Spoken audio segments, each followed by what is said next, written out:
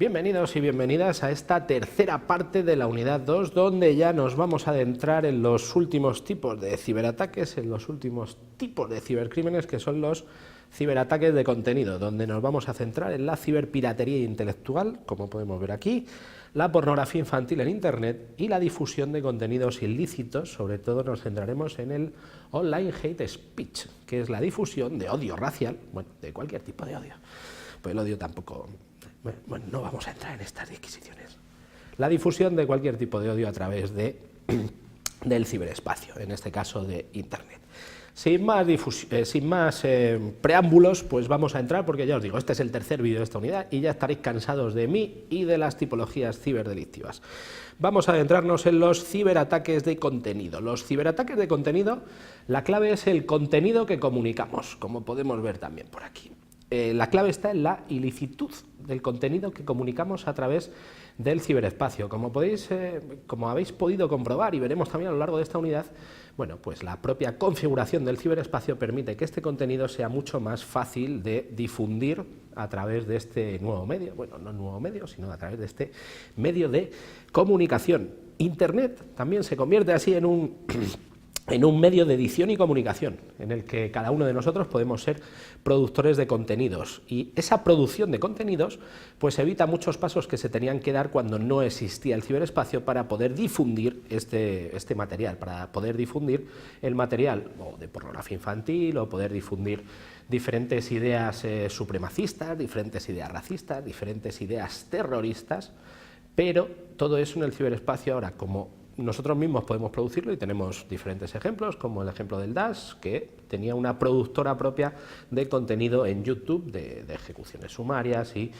del Estado Islámico y todas las barbaridades que hacían. Y bueno, la distribución de contenidos pues también nos tiene otro problema, que es esa atribución de responsabilidad en cascada. ¿Esto qué quiere decir? Que no es solo la persona que lo pone en el ciberespacio, sino que necesita diferentes medios para ponerlo en el ciberespacio, diferentes proveedores de servicios, diferentes aplicaciones, diferentes, en definitiva, empresas. Y aquí es donde entra el debate sobre, bueno, pues la responsabilidad que puedan tener las diferentes empresas.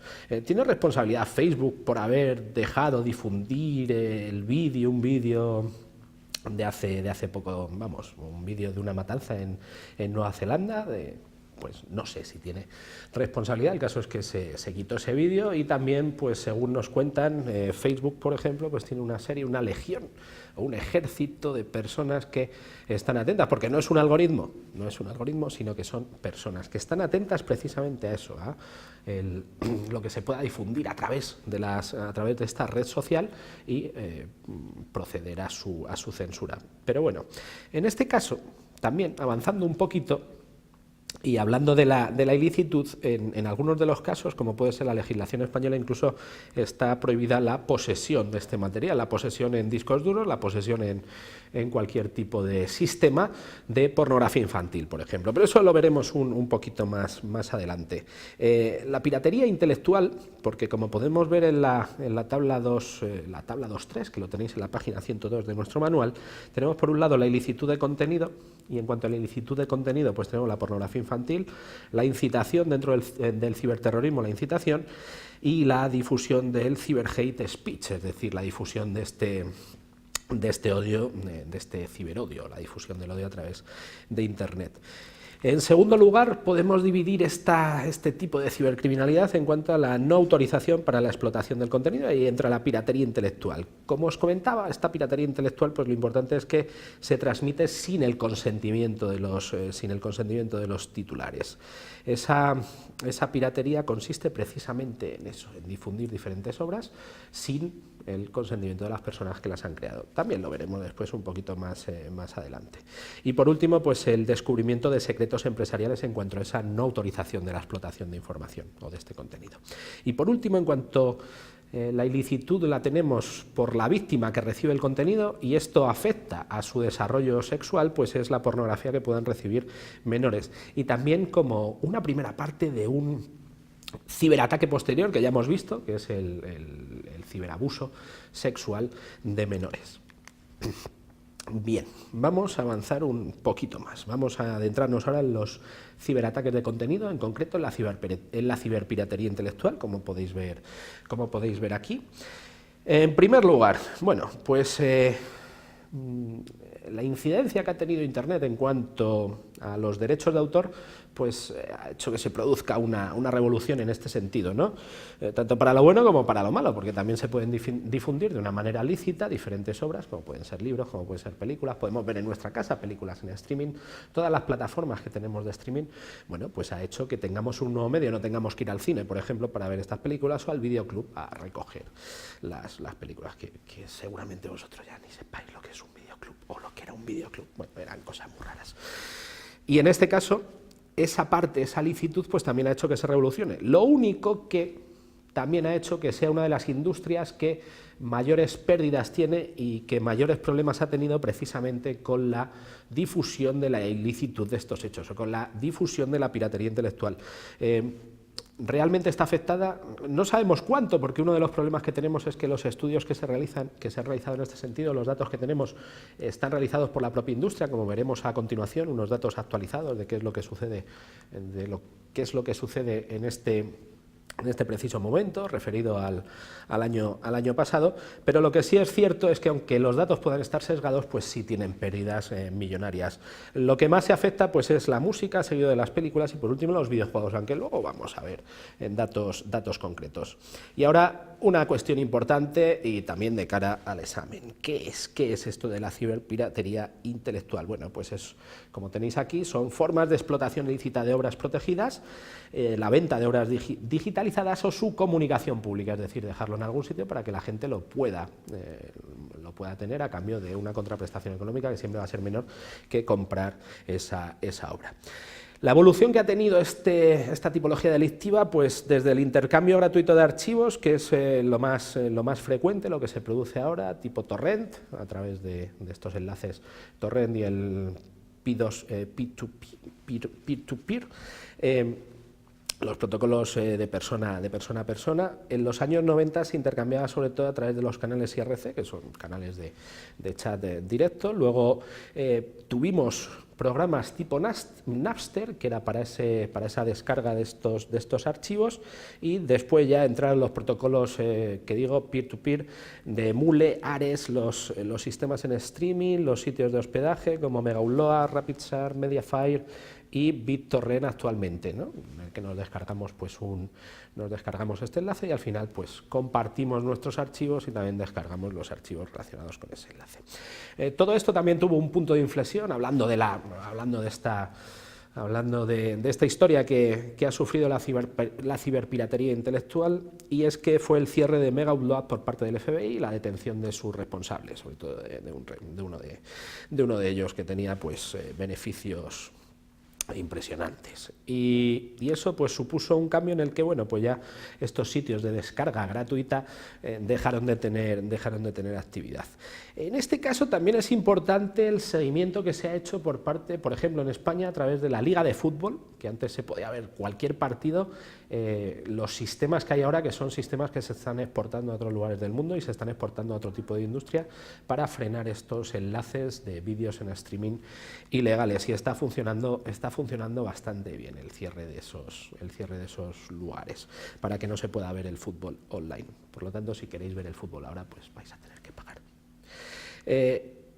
Pero otro de los problemas y otro de los debates que ha suscitado este tipo de tipología delictiva es porque a través de diferentes buscadores, ya sea Google, ya sea Yahoo, ya sea Bing, se siguen encontrando sin ningún problema los enlaces a estos archivos, o se siguen encontrando los enlaces, como os digo, a estos torrent o a las páginas en las que podemos descargarlos directamente. También veremos después en otro tipo de ciberataques, o cuando entremos en la unidad número 3, veremos que también tiene un peligro, porque cada vez que nos descargamos un archivo en cualquier lugar de estos, seguro que viene acompañado de algún bicho. Eso casi seguro, bicho tipo malware, pero eso lo veremos también más adelante. Como veis, vamos a ver muchas cosas más adelante. Ahora, sobre la ilicitud de los hechos, pues la respuesta del sistema ante esta ciberpiratería intelectual, pues tenemos desde las penas de prisión a usuarios que pasa en Alemania. En Alemania, si compartimos algo, si estamos compartiendo algo, algún tipo de archivo ilegal, pues nos van a pillar, nos van a mandar una carta que viene a ser unos 900 euros, 700, 900 euros, a cambio de no tener un juicio en el que incluso nos pueden condenar a penas de prisión simplemente por haber compartido durante 1 minuto, 2 minutos, 1 hora, 2 horas ciertos archivos. Por tanto, si vais a viajar a Alemania, cerrad esos programas de intercambio de archivos y no los abráis allí porque os van a trincar. Y después lo que sucede en el resto del mundo civilizado menos Alemania, como digo, pues son responsabilidades civiles.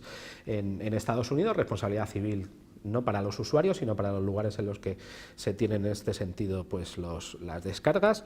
Luego la responsabilidad penal pues para aquellos que se lucran, que eso es lo que sucede también en España, aquellos lugares que se están lucrando con esto, pues eso sí está penado. O bueno, el cierre de los sitios en Francia y aquí en España, pues bueno. En España todavía no se desarrolló, no se llegó a desarrollar una ley SINDE que tenía en cuenta estos aspectos, porque decían que era polémica. Lo que sí es cierto es que la polémica existe en cuanto al top manta, en el que sí tienen penas de prisión, pero sin embargo los sitios en los que se producen todas estas cuestiones, pues parece ser que no tienen la misma punición, y eso pues puede ser un problema en este sentido en cuanto a esas webs. Vamos a entrar a ver los datos actuales. Como digo, esto no entra, esta es la actualización de los datos que tenemos en el manual. Como podéis comprobar aquí, pues tenemos un gráfico en el que nos dice cuál ha sido la evolución del acceso ilegal digital en cuanto a 2017 y 2016, referido. La barra que tenemos la barra que podéis ver allí en azul, pues es referida al año 2017 y la otra en cuanto a 2016. En este caso vemos que en cuanto a la música ha disminuido los accesos, las películas también ha disminuido, pero ha aumentado en cuanto a videojuegos y libros. Esto es interesante, porque cada vez la gente lee más. Ha aumentado en cuanto a los libros. El fútbol, como digo, ha bajado y tiene muy poca incidencia, y luego series de televisión en streaming, pues también ha disminuido. Y como vemos, pues en la otra columna tenemos el valor en este sentido de cuáles son las pérdidas que tiene esta industria. Como os digo, las películas son las que se sitúan en primer lugar con un 34%, los libros un 24%, esto es interesante, que la gente descargue libros, aunque sea ilegal, la música, el fútbol, que está solo en un 16%, y los videojuegos, que se mantiene con ese 11%. Bueno, una vez que hemos hecho el repaso a la ciberpiratería intelectual, vamos a conocer otro tipo de ciberataques, que son los de pornografía infantil. Lo primero que debemos decir en este sentido, lo primero que debemos tener en cuenta es que la definición pues está un poco mal, porque hablar de pornografía infantil es mejor hablar de imágenes en las que se producen abusos sexuales o agresiones sexuales a menores. Y eso lo veremos, que es el término, es en cuanto al problema que tenemos con el término y la definición que nos da Interpol, por ejemplo, y el grupo de estudio de Interpol de este fenómeno, de esta problemática, es el que advierte que en España pues no lo estamos definiendo bastante bien, y nos habla de la definición como toda forma de representación o promoción de la explotación sexual de los niños, incluidos los materiales escritos y de audio que se concentren en la conducta sexual u órganos genitales de los niños. Esas son las imágenes que tenemos de pornografía infantil así mal llamada. Y también en este caso lo que nos dice también la Unión Europea, dentro del término y la definición que nos da la Unión Europea, encontramos pues cualquier tipo de material, y esto es importante, de un niño real que esté participando en conducta sexualmente explícita o enseñando los genitales o la zona pública, una persona real que parezca un niño, y imágenes realistas de un niño inexistente. Aquí también existe el problema en cuanto a esa cuestión, ¿no? La edad donde lo podemos situar, y luego también la apariencia física de los niños o niñas que puedan aparecer, pero aquí queda bastante claro, ¿no? En el que incluso pues representaciones de dibujos, que eso ha sido algo que creaba polémica, pues según la Unión Europea también entra dentro de esta cibertipología criminal. Pero vamos a ir un poquito más adelante. ¿Y por qué la eclosión de Internet ha monopolizado este mercado? Ya es muy raro que nos encontremos una persona que en la calle nos dé pornografía infantil. como sucedía antes, ¿no? Se intercambiaba en la calle, se intercambiaba entre ellos, que se comunicaban, pues vete tú a saber cómo. Pues la eclosión de Internet precisamente lo que ha hecho es que solo se produzca en el ciberespacio, solo se produzca este intercambio en el ciberespacio. Es muy raro que se produzca fuera de este ciberespacio. ¿Por qué? Por la facilidad de descarga, porque existen menores costes económicos, por la aptitud para entablar relaciones y la facilitación de intercambios que nos da el propio ciberespacio, y también por las grandes posibilidades de anonimato. Sobre todo por eso, por esas posibilidades de anonimato. Y luego, bueno, pues aquí nos adentramos ya en que estamos hablando de una dimensión global, no internacional, sino global, y es un mercado de forma inmediata también copado y monopolizado por mafias, por delincuencia organizada. Bueno, las fases que ha pasado, por las que ha pasado este tipo de tipología, haciendo un breve repaso histórico. Bueno, pues en un primer lugar lo que existían, ya con la utilización de Internet, en primer lugar existían webs en diferentes servidores, estaban alojadas en diferentes servidores con este material, y se accedía a estas webs mediante el pago, muchas veces con tarjeta de crédito.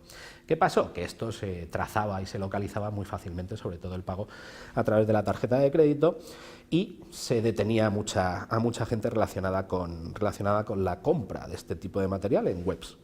Esto pasó a los chats en tiempo real y el intercambio por correo electrónico, en el que en el propio chat pues se veía la manera en la que se iba a pagar, se realizaba esa compraventa, esa compra directa, y se enviaba un enlace para la descarga a través del correo electrónico. Eso pues vieron que tampoco funcionaba muy bien. Todo esto también estaba en grupos de noticias y en foros, y se producía esa asociación informal de consumidores y un intercambio de enviar para recibir y demás.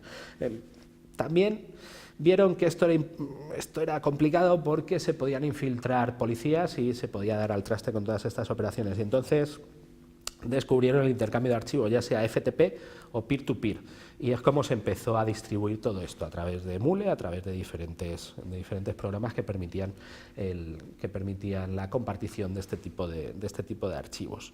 Y ahí es donde estamos actualmente, en el que todo esto se ha llevado a la dark web, a la deep web, y es donde se produce este intercambio y donde existe este material disponible. ¿Qué pasa con la dark web? Bueno, pues es aquel lugar de Internet que no está indexado, que no podemos acceder a través del dios Google. Y esa es una manera de tener en oculto pues muchísimo material de este sentido, y también la comunicación que se pueda producir, ya sea utilizando la red Tor o cualquier otra red que nos dé acceso a ese Internet profundo. Y es como se está utilizando. Y el otro gran problema que tenemos actualmente es lo que tenéis precisamente aquí: las mafias organizadas que se dedican a todo ello. En cuanto a una división de competencias, porque estas mafias se encargan de todo, desde la captación de los niños, la filmación, el colgar el material, ya digo, en lugares de la deep web, de la dark web, y la publicidad que se pueda dar a todo ello. Y ya es un negocio más que forma parte de esa delincuencia organizada. Igual que trafican con armas, trafican con mujeres, trafican con drogas, trafican con material de abusos y agresiones sexuales a menores.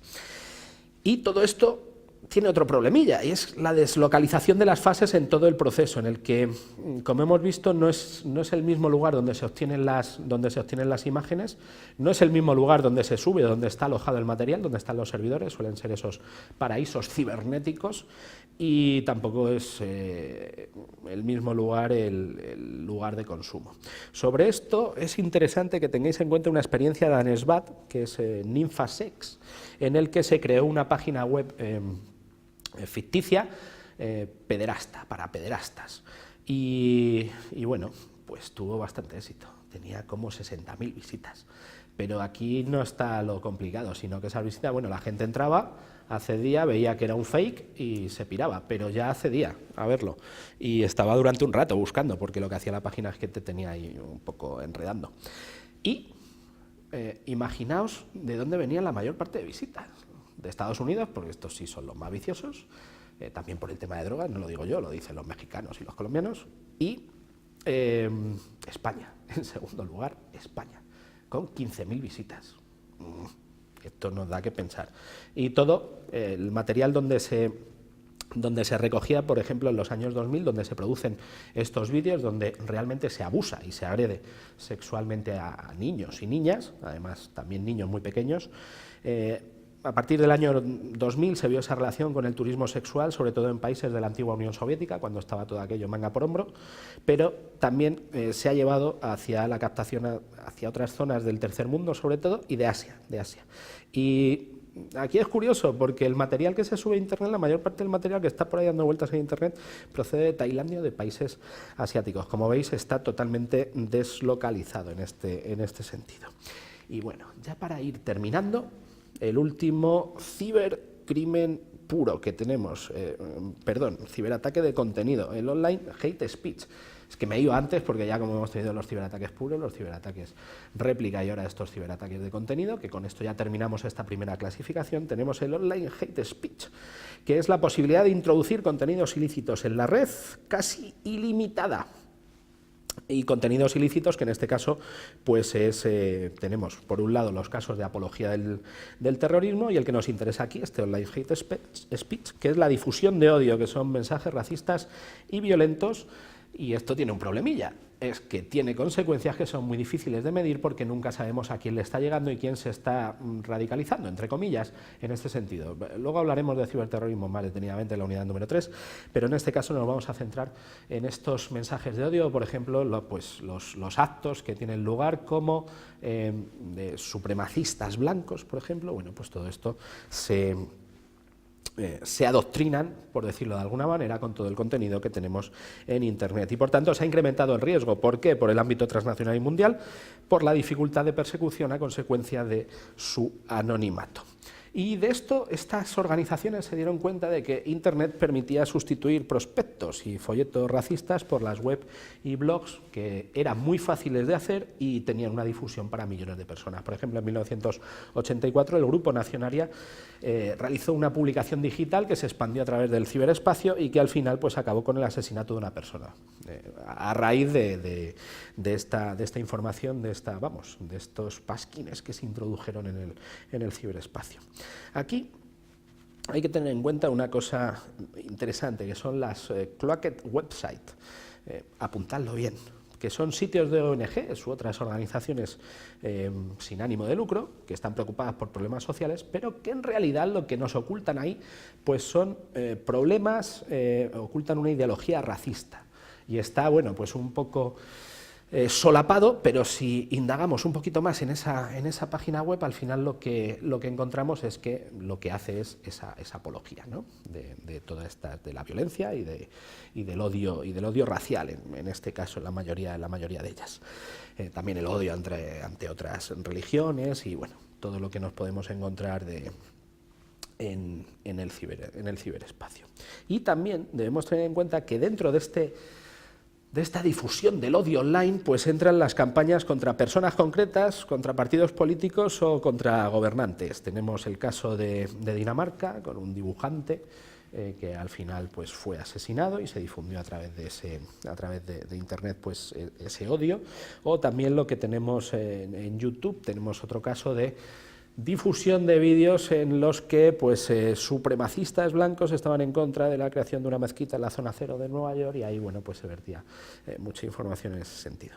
Y ahora lo que debemos tener en cuenta son los nuevos canales que tenemos de difusión del odio racial, sobre todo a través de las redes sociales y muy en concreto a través de Twitter. Esa es la evolución que tenemos actualmente. Y bueno, hasta aquí llega esta unidad número 2. Espero que estos vídeos os sirvan, estas videoclases os sirvan para afianzar los conocimientos que tenemos, y lo que os digo siempre, esto no sustituye a leer el manual, porque al final la liáis en el examen. Hay que leer, no solo hay que ver. Vivimos en una sociedad audiovisual, pero tenemos que leer, y eso es muy importante.